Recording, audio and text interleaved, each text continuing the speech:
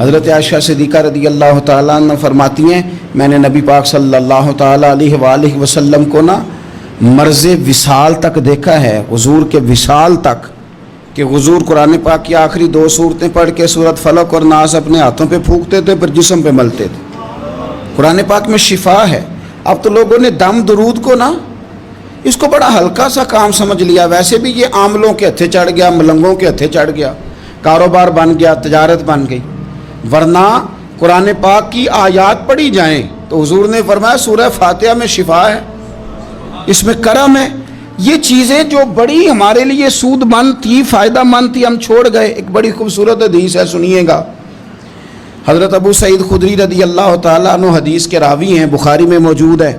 ارشاد فرماتے ہیں کہ ہم ایک سفر پہ تھے، واپس آ رہے تھے، ایک جگہ رات کو قیام کیا، سونا تھا، بستی تھی۔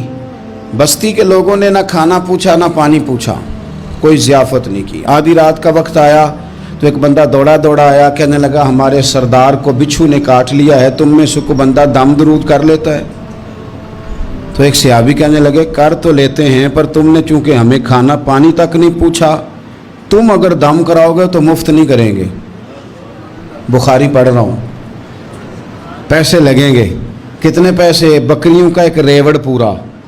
شارحین نے لکھا 40 بکریاں۔ کنے دما دیاں؟ او بھائی اس سے کوئی بندہ جواز نہ لے کہ پیسے لینے جائز ہیں، اس سے جواز نہ حاصل کرے۔ آپ بات کو سمجھیں، پس منظر کیا ہے؟ پانی تک نہیں تم نے پوچھا۔ کچھ لوگوں کا علاج ہوتا ہے، انہوں نے کہا پیسے لیں گے دم کر دیں گے۔ صحابی نے کہا حضرت ابو سعید خدری رضی اللہ تعالیٰ عنہ فرماتے ہیں وہ چونکہ تنگ تھے، بچھو کاٹ گیا، اور سردار کو کہا چل تو صحیح نا۔ وہ صحابی گئے، سورہ فاتحہ پڑھ کے دم کیا، اور حدیث بخاری سے میں آپ کو دکھاؤں گا۔ لوگ کہتے ہیں دم کدھر سے آ گیا؟ بخاری پڑھ رہا ہوں، صحیح بخاری۔ شفا تو اللہ نے دینی ہے نا، رب کریم نے شفا دے دی۔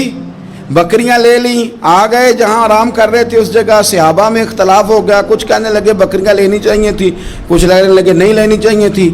حضرت ابو سعید خدری رضی اللہ تعالیٰ عنہ فرماتے ہیں پھر ہم نے فیصلہ کیا چپ کر کے سو جاؤ، صبح حضور کی بارگاہ میں جائیں گے۔ اگر کریم نے کہا لینی چاہیے تھی پھر تو موج بن گئی، اور اگر کہا نہیں لینی چاہیے تھی تو بکریاں ہانک کے واپس کر جائیں گے۔ مسئلہ کیا ہے؟ کہتے ہیں صبح گئے حضور کی بارگاہ میں، جا کے مسئلہ عرض کیا، یا رسول اللہ انہوں نے بھی پانی کوئی نہیں پوچھا تھا، ہم نے بھی کہا دم کریں گے تو پیسے لیں گے، تو ہم نے یہ بکریاں لی ہیں۔ شارحین لکھتے ہیں 40 تھی شاید، تو یا رسول اللہ اب کیا کریں؟ حضور مسکرانے لگے، حضور مسکرانے لگے۔ جس کے گچھے سے لچھے جڑے نور کے، ان ستاروں کی نزہت پہ لاکھوں سلام، اور جس کی تسکین سے روتے ہوئے ہنس پڑیں، اس تبسم کی عادت پہ لاکھوں سلام، اور ان کی باتوں کی لذت پہ بے حد درود، ان کے خطبے کی ہیبت پہ لاکھوں سلام۔ حضور مسکرانے لگے، اور مسکرا کے پوچھا اچھا پڑھا کیا تھا؟ یا رسول اللہ سورہ فاتحہ۔ فرمایا سکھائی کس نے تھی؟ کہا یا رسول اللہ آپ نے۔ فرمایا پھر آدھی بکریاں میری ہیں آدھی تمہاری ہیں۔